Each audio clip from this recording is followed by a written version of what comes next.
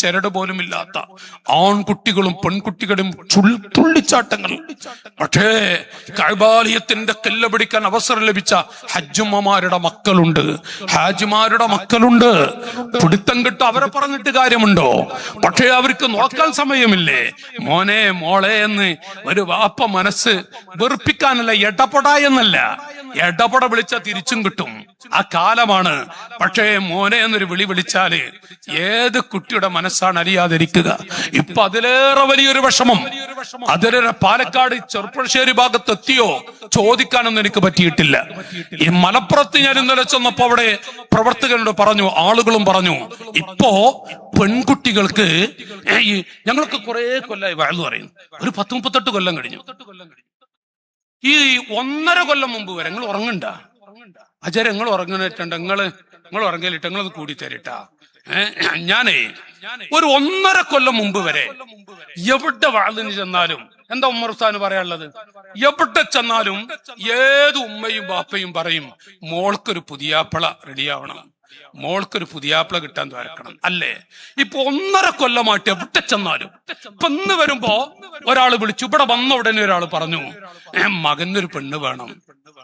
എവിടെ നിങ്ങൾ പറയും, മഴക്കൂസ് എന്നൊക്കെ ഉസ്താദ്മാര് പറയും, മകനൊരു പെണ്ണ് വേണം. നമ്മുടെ കൊണ്ടോട്ടിയുടെയും നിലമ്പൂരിനിടയിൽ കുറച്ച് ചെറുപ്പക്കാർ, ഒരു 10-350 ചെറുപ്പക്കാരുടെ ഗ്രൂപ്പുണ്ട്. ആ ഗ്രൂപ്പിൽ എന്നെ ചേർത്തി. ഞാൻ പറഞ്ഞു, ഞാൻ പിന്നെ വരാം, തിരക്ക് കഴിയട്ടെ. തിരക്കുണ്ടായിട്ടല്ല, എന്ത് തിരക്കല്ല നമ്മൾക്കൊക്കെ. ആ കുട്ടിയൊക്കെ നിങ്ങൾ സിദ്ദീഖ് സക്കാബിയുടെ മരുവനാപ്പ പറഞ്ഞു തന്നെ, ഒരുപാട് കഷ്ടപ്പെട്ട് ഒരു കഷ്ടപ്പാടുണ്ടായിട്ടില്ല, ഒരു വിഷമില്ലാതെ ഞാൻ വന്നത്. എന്നിട്ട് ആ കുട്ടി ഒരുപാട് കഷ്ടപ്പെട്ട് റഷീദോലുണ്ട് പറഞ്ഞു, ഒരുപാട് കഷ്ടപ്പെടും, ഒരു കഷ്ടപ്പാടില്ല, വെറുതെ ഉണ്ടാക്കണ കഷ്ടപ്പാട്, ഒരു വിഷമം തന്നിട്ടില്ല, ഒരു പ്രയാസവും അല്ലല്ലോ പറയണല്ല. അങ്ങനെ കഷ്ടപ്പാട് തന്നാ കൊടുക്കില്ലേ, ഒരു ബുദ്ധിമുട്ടില്ല. എത്ര അടുത്തപ്പോ അതൊക്കെ ഗൂഢലൂതം കിട്ടുന്നുള്ളത്. ഇവിടുന്ന് നമ്മള് ആലപ്പുഴയും പോകും, മംഗലാപുരത്തും ബാതിനോടിതാ, പിന്നെ ഇതെന്താ അകലെയാണ്, ഒരകലില്ല. അത് അവരിങ്ങനെ പറഞ്ഞ് നമ്മളത് പൊക്കിയതാണത്. അതുകൊണ്ട് പോയി നമ്മളത് പോകുന്നല്ലാതെ. അപ്പോ ഞാൻ ഇപ്പൊ എന്താ പറഞ്ഞാചാരെ, ഞാൻ എന്താ പറഞ്ഞേ? ഞാൻ വിഷയം മറന്നല്ല, നിങ്ങൾ മുണ്ടിനില്ല എല്ലാരും. ഞാൻ ഇപ്പൊ എന്തേ പറഞ്ഞേ? ആൺകുട്ടികള് ഇപ്പോ 1.5 കൊല്ലായിട്ടുള്ളൂ ആൺകുട്ടികൾക്ക് വേണ്ടി പെണ്ണ് ശരിയാവാൻ ദ്വാരക്കാണ്. അപ്പോ ഇന്ന് വന്നപ്പോൾ ഒരാള് പറഞ്ഞു, ഉസ്താദെ മോനക്കൊരു പെണ്ണ് വേണം. അതിപ്പോ എല്ലാരും പറയുന്നേ പെണ്ണ് വേണം. എല്ലാവർക്കും പാലക്കാട് എത്തിയിട്ടുണ്ടാ? ഒന്ന് മൂളിയാ ബീവിങ്ങളെ. അല്ല, ഇവിടെ പെണ്ണ് കിട്ടാത്ത കുട്ടികൾ ഒന്ന് കല്യാണം കഴിക്കാത്ത മക്കളൊന്ന് കയ്യൊന്നിച്ചാണ്. ഒന്ന് കയ്യൊന്നിക്ക് മക്കൾ ആരുമില്ല, ഒക്കെ കല്യാണം കഴിച്ചിട്ടുള്ള മക്കൾ. കല്യാണം കഴിക്കാത്തൊരു കയ്യൊന്നിക്കുങ്ങളെ. ഈ കുട്ടികളൊന്ന് അല്ലാ, ഈ പടച്ചന മൈക്കിന്റെ ആള്, മോനെടോ പെട്ടെന്ന് കെട്ടിക്കെട്ടാ, കിയാമത്താൾ എടുക്കാനായിക്കും, പെട്ടെന്ന് നോക്കും മോനെ. എന്തേ കുട്ടി കല്യാണം കഴിക്കാനത്? ആ പ്രായം നോക്കിയിട്ടൊന്നും കാര്യമില്ല മക്കൾ, വേണമെങ്കിൽ കെട്ടിക്കോളി. ഞാൻ പറയുന്നതേ, ഞാൻ പറഞ്ഞതാ കൊണ്ടോട്ടി നിലമ്പൂർ, അതാണ് ഉസ്താദെ അവിടെ വിഷയം ഉണ്ടായത്. 350 ആളുകൾ അടങ്ങുന്ന ഒരു ഗ്രൂപ്പില്. അപ്പൊ ആ ഗ്രൂപ്പില് ഈ 350 പേരും 30 വയസ്സ് കഴിഞ്ഞ മക്കളാണ്. അവര് പറയാ, ഞങ്ങൾക്ക് ആർക്കും പെണ്ണ് ശരിയായിട്ടില്ല. കണ്ണൂർ ജില്ലയിൽ 750 ആളുകൾ അടങ്ങുന്ന ഒന്നും ഉണ്ടായിരിക്കുന്നു. ഈ മനസ്സിലാക്കണേ, ഇയാളെ നമ്മൾ നിർത്തിക്കാളൊരു അടപാടത്. ഞമ്മക്കൊരു ആവശ്യമില്ലാത്ത നിങ്ങൾ വെറുതെ, ഇയാൾ എപ്പോഴും ഇങ്ങനെ തന്നെ നമ്മളെ കണ്ടാൽ നോക്കി. നിങ്ങള് 750 അടങ്ങുന്ന ഒരു ഗ്രൂപ്പിൽ എന്നെ ചേർത്തി. ഞാൻ പറഞ്ഞു, ഞാൻ പിന്നെ വരാ, ഇപ്പൊ ഈ കല്യാണത്തിന്റെ ഒക്കെ തിരക്കാണ്, കല്യാണ വേളയിൽ ഞാൻ പറഞ്ഞു. ആ 750 തമാശ പറയല്ല കേട്ടോ, ആടത്തിൽ നിങ്ങൾ ചിന്തിക്കുക. 750 ആൺകുട്ടികൾ, അവര് 30 വയസ്സ് കഴിഞ്ഞ കുട്ടികളുടെ ഗ്രൂപ്പാണ്, കല്യാണം കഴിച്ചിട്ടില്ല. അവർക്ക് വീടുണ്ട്, ജോലികളുണ്ട്, എല്ലാം ഉണ്ട്, പക്ഷെ പെണ്ണ് കിട്ടുന്നില്ല. എത്ര പെൺകുട്ടികളാണെങ്കിലോ അവര് പറയാ, ഞങ്ങൾക്ക് കല്യാണം വേണ്ട, ഞങ്ങൾ പഠിക്കുകയാണ്, ഞങ്ങൾക്ക് ജോലി കിട്ടിയിട്ട് മതി. അത് പാലക്കാട് ജില്ലയിലും വ്യാപിച്ചുകൊണ്ടിരിക്കുന്നു. എന്തൊരു ഗതികേടാണ്. ഒന്ന് ഞാനിവിടെ പറയാം, അല്ലാഹു തആല അർഹമുർ റഹീമീനാണ്. അല്ലാഹു അർഹമുർ റഹീമീനാണ്. 25 പവനും 50 പവനും 75 പവനൊക്കെ വേണമെന്ന് തർക്കിച്ച് അവസാനം പോരാ 1.5 ലക്ഷം 2.5 ലക്ഷം രൂപയുടെ കാറ് അന്നത്തെ കാറ് വേണമെന്ന് പറഞ്ഞ് ഷാഠ്യം പിടിച്ച് മാതാപിതാക്കളുടെ ആൺകുട്ടികളുടെ ഉമ്മയും ബാപ്പയും ഉമ്മയെക്കാളും കടുപ്പം വാപ്പയുടെ കടുപ്പെന്ന് പറയാം. എന്നിട്ട് ഈ നിലക്ക് വിലപേശി അക്കൂട്ടത്തിൽ 1 പവൻ കൊടുക്കാൻ 25 പവൻ കൊടുക്കാൻ ഏറ്റു. 25 പവൻ എങ്ങനെയാണെന്നറിയോ? പള്ളിയിൽ ചെന്നു. പള്ളിയിൽ കമ്മിറ്റി ഭാരവാഹികളെ കണ്ടു. 78 വയസ്സ് കഴിഞ്ഞുള്ളൊരു ഉമ്മ. കഥയല്ല, എനിക്ക് പരിചയമുള്ളൊരു ഉമ്മയാണ്. പള്ളി കമ്മിറ്റിയെ കണ്ടു. അവർക്ക് ചെയ്യാമായിരുന്നു. 78 വയസ്സുള്ള ഒരു ഉമ്മ, 3 പെൺകുട്ടികളുമുണ്ട്. അതിൽ ഒരു മകളുടെ കല്യാണം അൽഹംദുലില്ലാഹ് എന്ന ഉമ്മ പറയുന്നുണ്ട്. ഒന്നുമില്ല, കയ്യിൽ ഒന്നുമില്ല. ആ കുട്ടികളുടെ വാപ്പയോ പള്ളിക്കാട്ടിലുമാണ്. ഈ ഉമ്മ പള്ളി കമ്മിറ്റിയെ സമീപിച്ചു.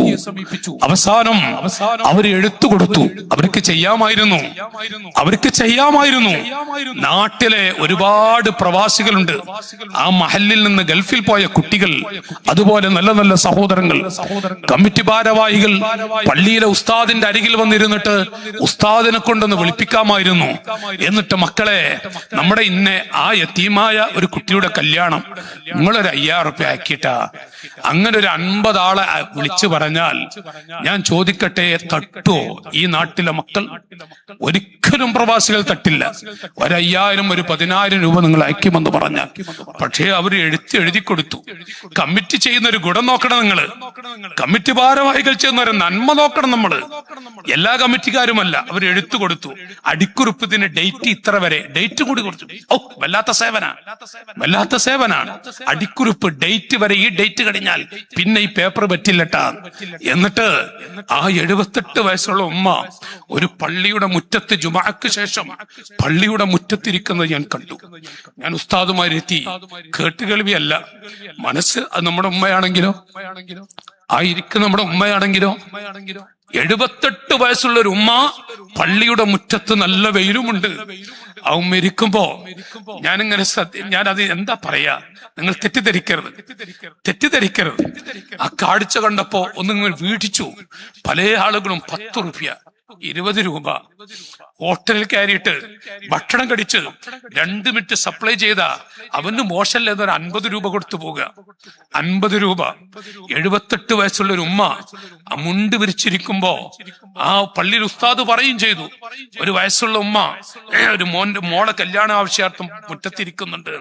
അത് കണ്ടിട്ട് ആ ഉമ്മ ഇങ്ങനെ പടിഞ്ഞിരിക്കുക. ആരെങ്കിലും ഭക്ഷണം കഴിക്കാൻ നമ്മുടെ കൈ പിടിച്ചപ്പോ പറയും ഭക്ഷണം കഴിച്ചു പോകാൻ. നിങ്ങൾ എന്റെ സഹോദരങ്ങളെ, അങ്ങനെ പള്ളിയുടെ മുറ്റത്തിരിക്കുന്ന 78 വയസ്സുള്ള ഏതെങ്കിലും ഉമ്മയോട് ആരെങ്കിലും നിങ്ങൾ ഭക്ഷണം കഴിച്ചു പോയിക്കോളി, വീട്ടിൽ വരുവോ? നമ്മൾ ചോദിച്ചിട്ടുണ്ടോ? ഈ കിട്ടിയ തൊട്ട് 780, 850, 1500 ഇത് സ്വരൂപിച്ചിട്ട് ആ ഉമ്മ പുരയിലേക്ക് പട്ടിണി കിടന്ന് ആ ഉമ്മ വീട്ടിലേക്ക് പോവുകയാണ്. അങ്ങനെ 25 പവൻ വേണം. അതിൽ 20 പവൻ ഉണ്ടാക്കി കൊടുത്തു. അവസാനം 5 പവൻ ബാക്കിയുണ്ട്. അതും കൈ നീട്ടി 2 പവനും 2.5 പവനും ഒപ്പിച്ചു കൊടുത്തു. 1 പവൻ 2 പവൻ, അങ്ങനെ 2. ഞാൻ അറിഞ്ഞു 24 പവൻ കൊടുത്തിട്ട് ആ ഉമ്മയുടെ പ്രിയപ്പെട്ട പൊന്നുമകൾ 2 കുട്ടികളെയും അല്ലാഹു കൊടുത്തിട്ടുണ്ടത്രേ. ആ മോളിങ്ങനെ വീട്ടിൽ വന്നു ഒറ്റക്ക്. ഉമ്മ ചോദിച്ചു, മോളെ, മരുവൻ വന്നിട്ടില്ല, ഈ മകളെ ഭർത്താവ് വന്നിട്ടില്ല, ഈ 2 കുട്ടികളുടെ പേരക്കുട്ടികളുടെ ഉപ്പ വന്നിട്ടില്ല. അപ്പൊ മോളോട് ചോദിച്ചപ്പോ ഒന്നുമില്ല, കൊടുത്ത ഒരു വിഷമാണ്, അവര് വേറെ വഴിക്ക് പോയതാണ്, ഇവിടെ ആക്കി പോവുകയാണ്. ആ പച്ചപ്പാവം ആ പെൺകുട്ടി അങ്ങനെ ആഴ്ചകൾ കഴിഞ്ഞു. ഒരാഴ്ച കഴിഞ്ഞു, വീണ്ടും കഴിഞ്ഞപ്പോ ഉമ്മാന്റെ മനസ്സ് പൊട്ടില്ലേ?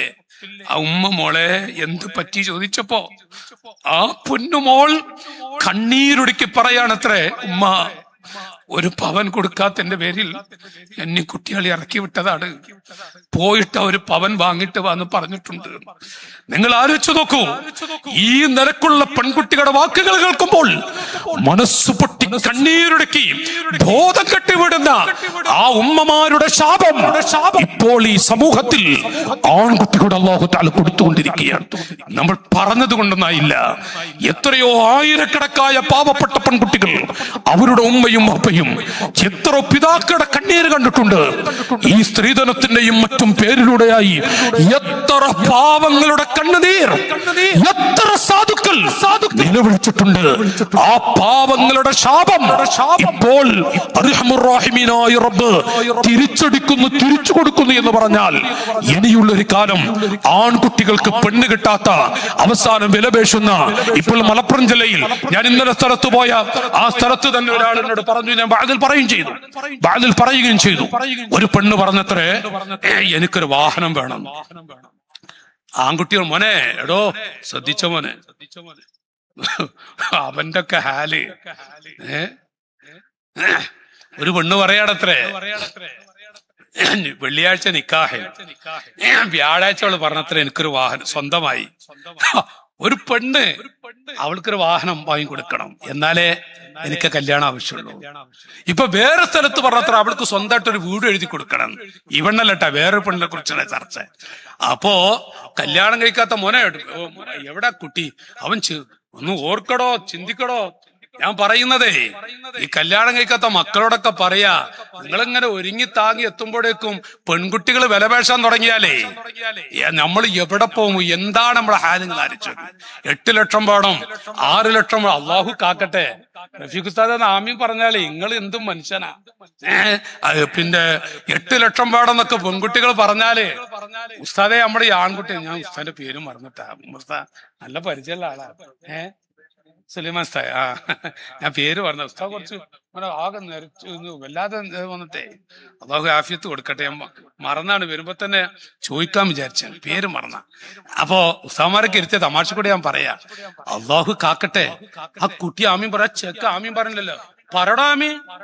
ഈ മോൻ എന്താണടോ ഞാൻ പറയുന്നതേ, ഈ ആൺകുട്ടികൾക്ക്, മോനെ നീ പെണ്ണ് കണ്ടിട്ടടോ, അവനക്കിപ്പൊ തിരിഞ്ഞിട്ടില്ലട്ടെ ഞാൻ ഈ പറഞ്ഞത്. അവൻ പെണ്ണൊക്കെ ഉറപ്പിച്ചിട്ട് അവസാനം അവൻ ഇങ്ങനെ ആവേശത്തിൽ നടക്കാൻ നിക്കാന്റെ സമയം വരുമ്പോ വിലപേശിട്ട് 8 ലക്ഷം ആണെന്ന് എവിടെ കൂടുമോനെ നീ? എന്താപ്പതിന്റെ സ്ഥിതി? അള്ളാഹു കാക്കട്ടെ. ഞാൻ ഒന്ന് പറയാ, പെൺകുട്ടികൾക്ക് അള്ളാഹുവിലെ അഭിമാനം, പെൺകുട്ടികളുടെ മാതാപിതാക്ക് ഇസ്സത്ത്. എന്റെ ഓർമ്മയിൽ ഒരു 5-6 മക്കളുള്ള ഒരു മനുഷ്യൻ, വലിയ സമ്പന്നനാ. അയാളുടെ മൂത്ത മകന്റെ കല്യാണത്തിന് അയാളുടെ വാക്കുകൾ ഞാൻ കേട്ടിട്ടുണ്ട്. ചിലപ്പോ കാശങ്ങ് കൂടുമ്പോ ചില ആളുകളുടെ വാക്കുകളൊക്കെ കടുപ്പത്ത് പറയല്ലോ, കടുപ്പത്ത് പറയും. ഈ സാധനക്കാടുണ്ട് കടുപ്പത്ത് പറയാൻ ആചാര്യ പറഞ്ഞ വാക്കുണ്ട്, ഏതെങ്കിലും അലവലാദികളെ ഒരു കുറച്ച് കഴിവ് കൂടിയ ചില ആളുകൾ അങ്ങനെ പറയും. ഏതെങ്കിലും അലവലാദികളും നമ്മളെ പരിക്കൊണ്ടുവരാൻ പറ്റില്ല. കുറച്ചൊക്കെ തറവാടും കുറച്ചൊക്കെ സമ്പത്തുള്ള ആളുകളെ മൂത്ത മകന്റെ കല്യാണത്തിന്, ആ മകൻ അന്ന് പറഞ്ഞത്ര എനിക്കൊരു എത്തിയുമായ ഒരു പാവപ്പെട്ട കുട്ടി പറ്റില്ല. അങ്ങനെ അയാളെ നിർബന്ധത്തിന് എത്രയോ 50ഓ 75ഓ പവനൊക്കെ വേണമെന്ന് ശാഠ്യം പിടിച്ചിട്ട് അങ്ങനെ കല്യാണം കഴിച്ച് കൊണ്ടുവന്നു. ആ കുട്ടി അവന് ഇഷ്ടമുണ്ടായിട്ടല്ല, ഉപ്പാന്റെ നിർബന്ധം. അതേ മനുഷ്യന് അവിടെ ചെറിയ മകനിപ്പോ 30, 38 എന്തൊരു വയസ്സായിട്ടുണ്ട്. അയാളിപ്പോ പറയാണേ, നമുക്കൊന്നും വേണ്ട, സ്വർണം വേണ്ട, ഒന്നും വേണ്ട, ഒരു നല്ല കുട്ടിയായ മതി. അള്ളാഹുവിന്റെ പണി നോക്കി നിങ്ങള്. പടച്ച റബ്ബേ, അള്ളാഹു തആല മൂത്ത മകന് ഇതേ മനുഷ്യന്റെ നാവ് കൊണ്ട് അങ്ങനെ ഏതെങ്കിലും അലവലാതികളൊന്നും പറ്റില്ല.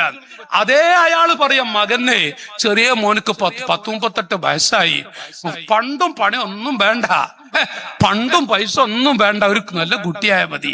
എവിടെ എത്തിയെന്ന് ഇപ്പൊ ആരാണ് നിങ്ങൾ ചോദിക്കും? നിങ്ങൾ ആരാ? എന്താ പാലക്കാട് സ്ഥിതി? നിങ്ങളൊന്നും മുണ്ടില്ലല്ലോ ബീവിങ്ങളെ. ഈ എന്താ നിങ്ങളൊന്നും മിണ്ടാതിരിക്കണേ? നോക്കി നിങ്ങള് ഇപ്പൊ ഒന്നും വേണ്ട, ഒരു നല്ല കുട്ടിയായ മതി, സ്വർണ്ണൊന്നും വേണ്ടേ, നിബന്ധനകളൊന്നുമില്ലേ?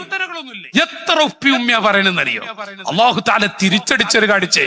പക്ഷേ വേറെ വിഷമകരമായ ഒരു അവസ്ഥ വന്നിട്ടുണ്ട്. ആൺകുട്ടികളുടെ കല്യാണം എന്തൊക്കെ വിലപേശി ഉണ്ടാക്കുന്നുവെങ്കിലും ആൺകുട്ടികളുടെ കല്യാണ സമയം വരുമ്പോ പെണ്ണിനെ നോക്കാൻ പോകുന്നതും അന്വേഷിക്കാൻ പോകുന്നതും ഉമ്മ, സഹോദരിമാര്, അമ്മായി, എളാമ, മൂത്തമ്മ തൊട്ട് മഹറമീങ്ങളായ ആളുകളൊക്കെ പറഞ്ഞേക്കും. അങ്ങനെ ഉണ്ടായിരുന്നില്ലേ? ഒന്ന് മൂളിയ ബീബിങ്ങളെ അങ്ങനെ പറഞ്ഞേക്കും. എന്നിട്ട് ഉപ്പാക്ക് ഇഷ്ടമുണ്ട് അവര് വന്ന് പറഞ്ഞാൽ ബാപ്പ പറയടാ നല്ല കുടുംബാണത്രേ, നല്ല കുടുംബാണത്രേ. ഉമ്മ പറഞ്ഞു നിന്റെ പെങ്ങന്മാരും ഒന്ന് പോയി നോക്കടാ, ഇഷ്ടപ്പെട്ട കെട്ടിയാ മതി. വാപ്പ പറഞ്ഞാ മോൻ പോയി നോക്കും. അങ്ങനെ ഉമ്മി ഉപ്പി ഇഷ്ടപ്പെട്ട് റാഹത്തായിട്ട് ആ കല്യാണങ്ങൾ നടക്കുകയാണ്. ഇപ്പോഴോ 18 വയസ്സ് കഴിഞ്ഞ 22 വയസ്സ് കഴിഞ്ഞ പെൺകുട്ടികൾക്ക് പോലും ഉപ്പയോട് കൃപയില്ല, ഉമ്മയോട് കൃപയില്ല. ഉമ്മ പറഞ്ഞതും വേണ്ട, വാപ്പ പറഞ്ഞതും വേണ്ട, അവർ നോക്കി വെച്ചതും വേണ്ട. അവൾ കണ്ടെത്തുക, അവനും കണ്ടെത്തുക. മാതാപിതാക്കളുടെ നെഞ്ചു പൊട്ടിക്കുന്ന പ്രണയ കല്യാണവും പ്രേമ കല്യാണവും. പ്രണയ കല്യാണം എന്റെ മക്കളെ, ഈ സദസ്സിൽ വെച്ച് എന്റെ കുട്ടികളോട്, ആൺകുട്ടികളോടും പെൺകുട്ടികളോട് ഞാൻ ഓർമ്മപ്പെടുത്തുന്നു. എന്റെ പൊന്നുമക്കൾ കരയിപ്പിക്കുന്ന, വേദനിപ്പിക്കുന്ന സ്വർഗത്തിലെ കവാടങ്ങളിൽ ഏറ്റവും പ്രധാനപ്പെട്ട ഒരു കവാടമുണ്ട്. അത് ഉപ്പയാകുന്നു, മുഹമ്മദ് മുസ്തഫ. പുതിയ തലമുറക്ക് അറിയാതെ പോയി. പുതിയ തലമുറയിലെ മക്കൾക്ക് എത്ര വെടക്കുത്തരം ചെയ്താലും അതിന്റെ മുകളിലൊരു വെടക്കുത്തരമുണ്ട്. ഉമ്മ ഒന്ന് കരഞ്ഞാൽ ഈ പ്രസംഗിക്കുന്നവന്റെ വാക്കുകൊണ്ടോ പ്രവൃത്തി കൊണ്ടോ എന്റെ ഉമ്മ ഒരു തുള്ളി കണ്ണീരൊടുക്കിയാൽ, ഞാനിത് പറയുമ്പോ ഉമ്മയുപ്പൊക്കെ പള്ളിക്കാട്ടില. ഒരു സമയത്ത് ചെറുപ്പശ്ശേരി വന്ന് വാഴ പറഞ്ഞ സമയമുണ്ട്. അന്ന് രണ്ടുപേരും ജീവിച്ചിരിപ്പുള്ള കാലമാണ്. ഇന്ന് രണ്ടുപേരും പള്ളിപ്പറമ്പിലാണ്. അല്ലാഹു നമ്മുടെ മാതാപിതാക്കളുടെ ഖബറുകളെ സ്വർഗ്ഗത്തോപ്പാ